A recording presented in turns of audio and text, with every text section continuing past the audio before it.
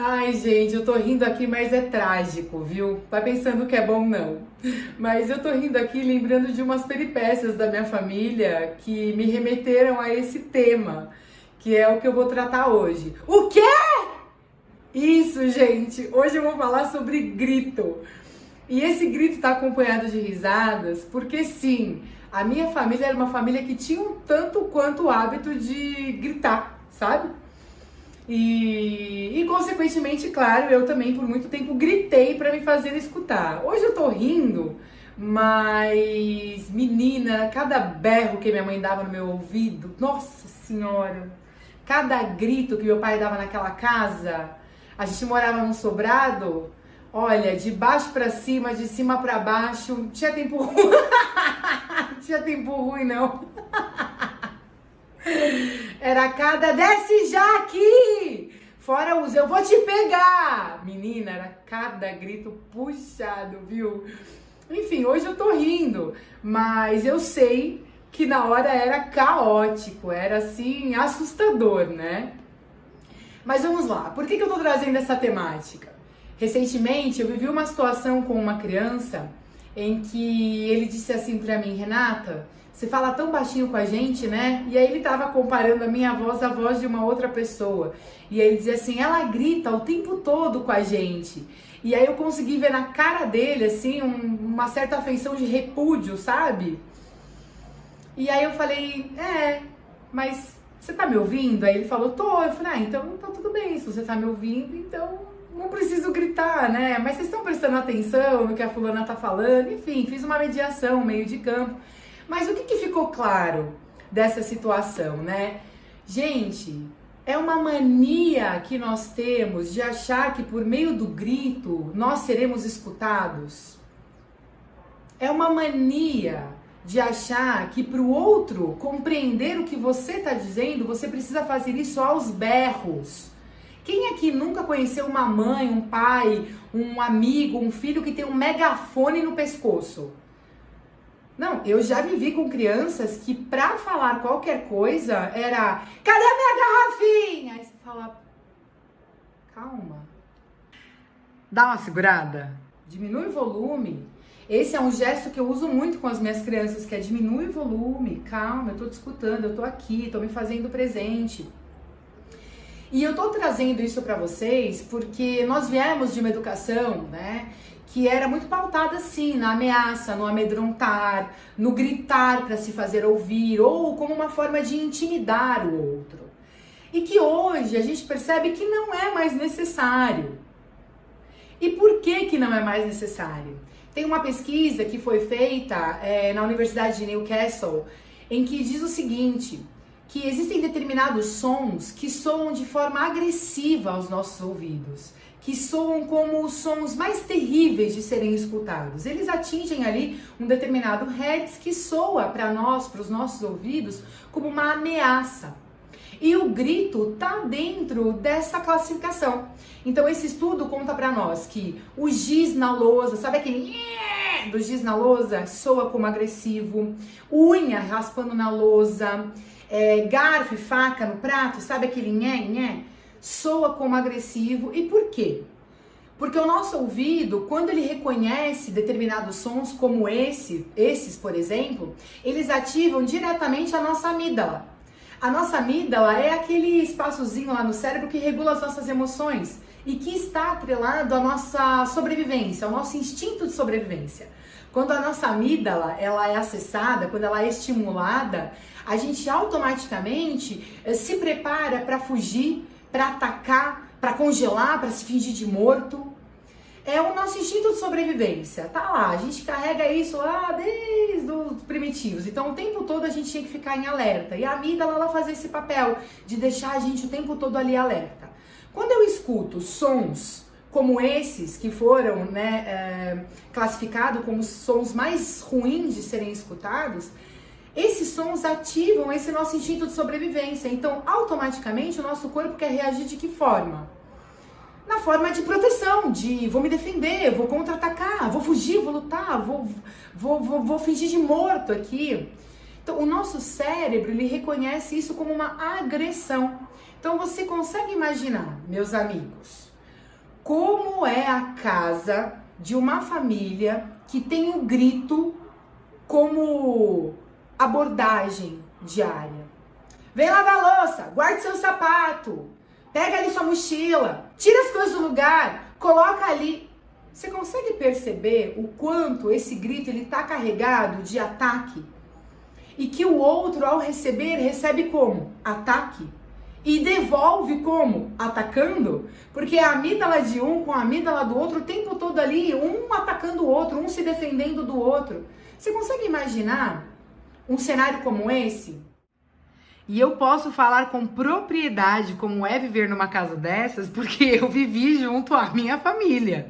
Então, na minha casa tinham muitos gritos. Mas sabe o que era uma coisa engraçada? Todas as vezes que a minha mãe queria me ensinar alguma coisa, ela falava, vem aqui pertinho que vou falar no seu ouvidinho. É claro que esse ouvidinho também estava regado de chamada de atenção. Mas no subconsciente dela, estava claro que para que ela fizesse com que eu compreendesse qualquer coisa, ela precisaria falar bem baixinho e bem pertinho. Tanto é que até hoje isso é uma brincadeira na minha família. Vem cá pertinho que eu vou te falar aqui no ouvidinho pra você gravar bem o que eu tenho que te dizer. Ai, gente, desculpa, eu começo a rir, que vai passando um filme na minha cabeça. Mas é isso, né? Mas assim, no dia a dia era um tal de grita daqui, grita de lá.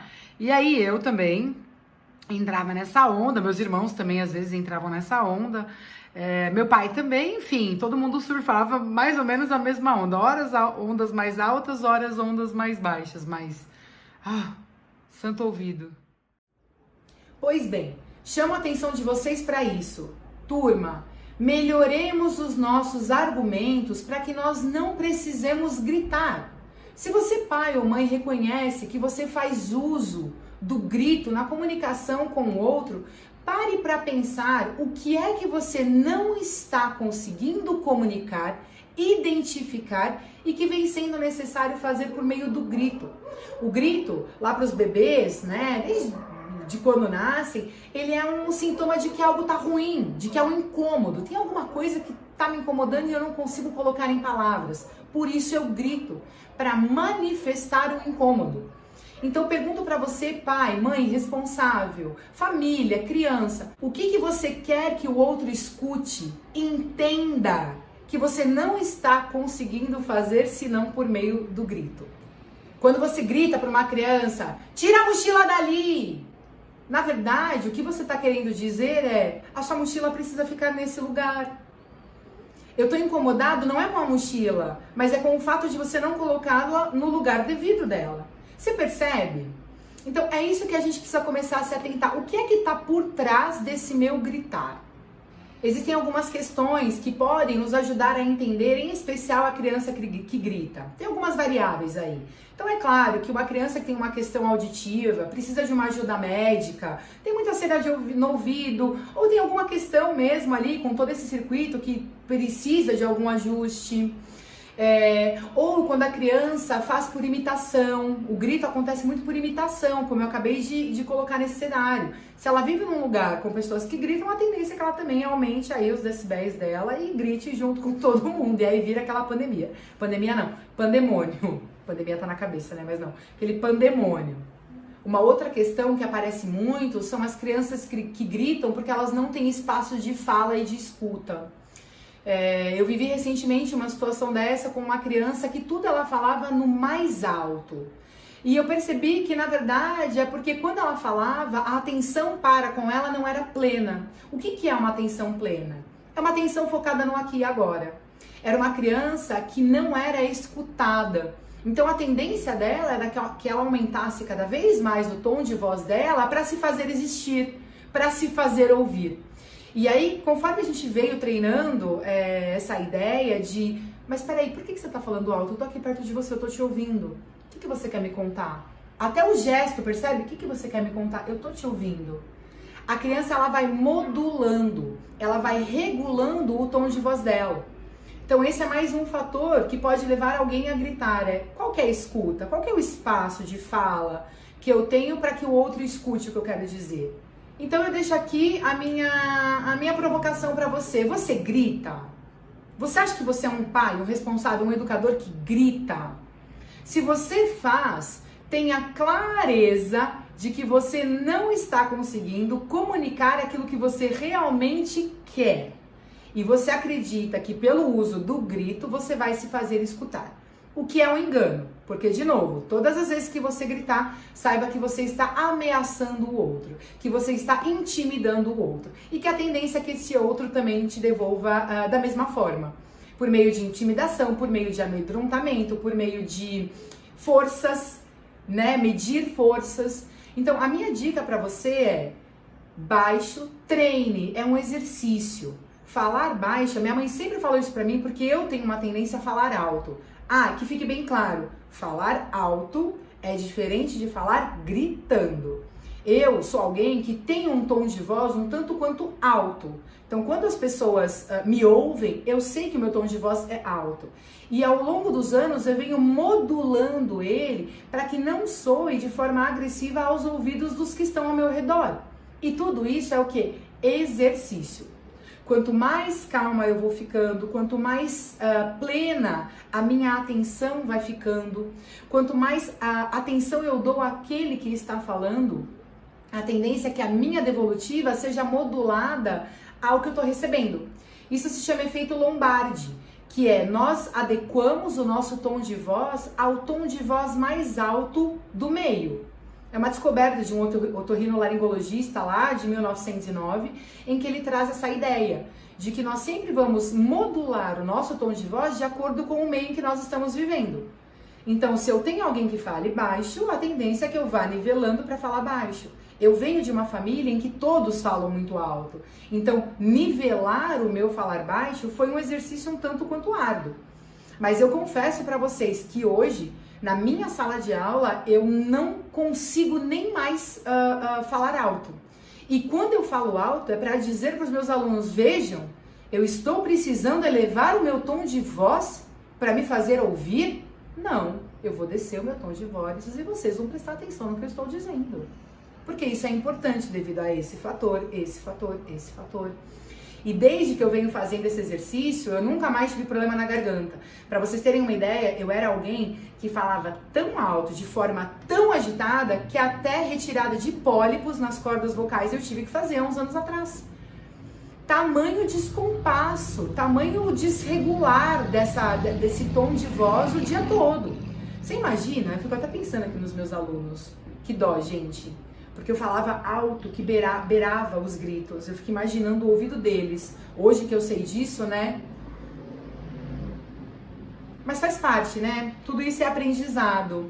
Tá aí posto, né? As ferramentas estão aí postas. A gente que precisa aprender a usá-las. Então, se você hoje grita, tenha clareza que é porque você não identificou quais argumentos você pode usar para justificar uma determinada ação. Eu sempre Eu sempre brinco. Quem grita, quem ofende, quem xinga o outro é porque não teve condições de melhorar os próprios argumentos. Porque a partir do momento que você melhora o seu argumentário diante das situações, você não tem mais o porquê de extrapolar, sabe? Porque o outro tá prestando atenção nessa timeline aí, nessa linha de desenvolvimento que você traz quando você argumenta. Quando você argumenta é isso, né? Eu estou contando para você passo a passo o porquê disso. Então, a pessoa, ela consegue montar uma linha de raciocínio no cérebro dela para ser direcionada para onde ela tem que ir. E sem se sentir ameaçada, sem se sentir amedrontada. Então, fica aí a dica. Se você grita, melhore os seus argumentos para que você consiga manter um tom de voz adequado aos ouvidos dos outros e também do seu. Lembrando que aquilo que você fizer, a tendência é que você vai receber da mesma forma, né? A lei da vida, mais ou menos assim que funciona. Mas muito obrigada pela atenção de vocês, fica aí a minha provocação. Um beijo, tchau, tchau!